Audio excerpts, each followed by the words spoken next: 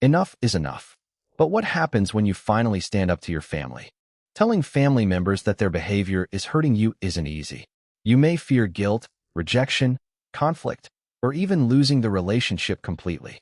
But constantly accepting disrespect comes with a cost too. This episode explores how to set boundaries without immediately destroying relationships, when to step back, and how to cope if standing up for yourself changes your family dynamic. You're listening to Emotional Intelligence Developer. There comes a point in some family relationships when you quietly think, I can't do this anymore. You've tolerated the comments, the disrespect, the constant demands, the criticism, the interference in your life, the way your feelings get dismissed. And maybe you've tried being patient. You've tried explaining yourself. You've tried keeping the peace. But eventually, something inside you says, enough. And that's where things get complicated. Because telling a stranger to respect your boundaries is one thing. Telling your mother, your father, your brother, your sister, your aunt, your uncle, or someone you've known your entire life is completely different. Because you aren't just protecting yourself from someone's behavior. You're potentially challenging an entire family dynamic. So let's talk about what happens when you finally decide that you can't take it anymore. 1. Why is it so difficult to say enough? Because family comes with history. You've known these people for years. They may have helped you. They may have sacrificed for you. They may have been there during difficult moments. And that history can make you feel like you're not allowed to complain. You start thinking, after everything they've done for me, how can I tell them they're hurting me? But gratitude doesn't mean unlimited access to you. Someone can have done good things for you and still behave badly toward you. Both things can be true. 2. Then there's the guilt. This is where many people get trapped. You finally say, please don't speak to me like that. And suddenly you're hearing, you're becoming disrespectful. You're too sensitive. We're family. You've changed. After everything we've done for you, now you're no longer discussing their behavior.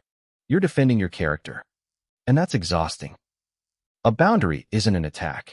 A boundary is information. You're saying, this is what I will accept, and this is what I won't. 3. But here's the uncomfortable part. Setting a boundary doesn't guarantee that the other person will respect it. You might explain yourself perfectly. They might still become angry. They might deny everything. They might tell other relatives their version of the story. They might even make you the problem. And this is where you need to stop measuring the success of your boundary by their reaction. Your job isn't to make them agree with you. Your job is to decide what you're going to do when the behavior continues. 4. Don't start with a family war. If the situation isn't dangerous, you don't necessarily need to explode. You don't need a 10-minute speech listing everything they've done since 2004. Start with one behavior. Be specific. Instead of saying, you always disrespect me, try, when you insult me during an argument, I'm going to end the conversation. Then follow through. If they insult you, end the conversation. If they shout, leave the room. If they continue sending abusive messages, stop responding. The boundary becomes real when your behavior changes. 5. Choose the consequence carefully. This is where people sometimes get boundaries wrong. A boundary isn't, if you do that again, I'll destroy this family. That's a threat. A healthier boundary sounds like, if this conversation becomes abusive, I'll leave and we'll talk another time. That's something you control. You can't control whether they shout. You can control whether you stay in the conversation. You can't control whether they criticize you. You can control how much access they have to your personal life. You can't control what they tell other relatives. You can control whether you participate in the drama. 6. What if standing up for yourself creates a family rift? This is the part nobody likes talking about. Sometimes it will. Some families are held together by one person constantly giving in. And when that person finally stops, the entire dynamic changes. Suddenly you're accused of breaking the family apart. But ask yourself something. Was your boundary really what broke the family? Or did the family depend on you tolerating behavior that was hurting you? That's an important distinction.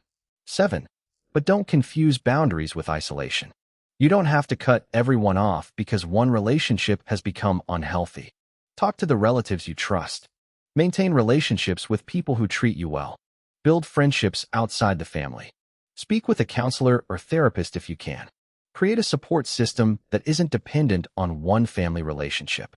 Because one of the biggest fears people have is, what happens if they reject me? And the answer is, you need somewhere emotionally safe to land. 8. Prepare yourself for the possibility of abandonment. Sometimes people will choose distance when you stop behaving the way they expect. That hurts. Even when you know you've done nothing wrong, you can still miss them. You can still love them. You can still wish things were different. Setting a boundary doesn't magically remove attachment. You might feel lonely. You might question yourself. You might even think, maybe I should just go back to how things were. But remember why you reached the breaking point. Don't make a permanent decision during an emotional explosion. Give yourself time. 9. Ask yourself what you actually want. Before confronting your family, ask yourself 3 questions. What behavior needs to change? What am I willing to tolerate? And what will I do if nothing changes? Those questions are more useful than simply asking, should I cut them off? Maybe the answer isn't cutting them off. Maybe it's seeing them less.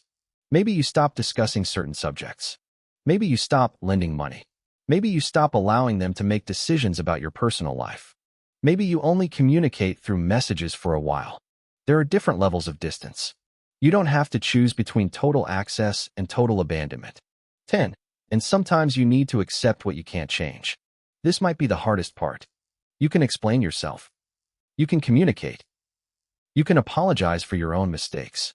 You can offer another chance. But you cannot force someone to develop emotional intelligence. You cannot force someone to understand your pain. And you cannot force someone to become the family member you wish they were. Sometimes healing begins when you stop waiting for that transformation. 11. If you want to repair the relationship, leave a door open. Standing up for yourself doesn't have to mean, never speak to me again. You can say, I love you, but I can't continue having conversations where I'm insulted. I want a relationship with you, but it has to be respectful. I'm willing to talk when we're both calm. Things don't have to stay like this, but something has to change. That's very different from revenge. You're not trying to punish them. You're trying to create a healthier relationship.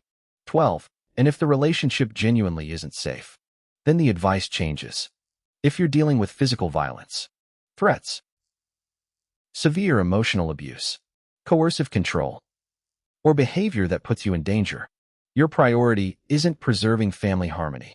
It's safety. Speak with someone you trust. Get professional support. And make a safety plan appropriate to your situation. You don't owe someone access to you simply because you're related. 13. So what does standing up for yourself actually mean? It doesn't mean becoming cold. It doesn't mean becoming selfish. It doesn't mean hating your family. And it doesn't automatically mean cutting everyone off. It means recognizing that your well-being matters too.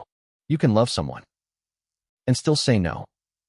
You can forgive someone and still maintain distance. You can appreciate what someone has done for you and still refuse to accept mistreatment. You can want reconciliation and still require change. 14. One final thought. Maybe you've spent years keeping the peace, and perhaps everyone around you became comfortable because you were the one who kept giving in. But peace isn't always peace. Sometimes it's just one person swallowing their pain so everyone else can remain comfortable. So if you've reached the point where you're thinking, enough is enough, don't rush into war.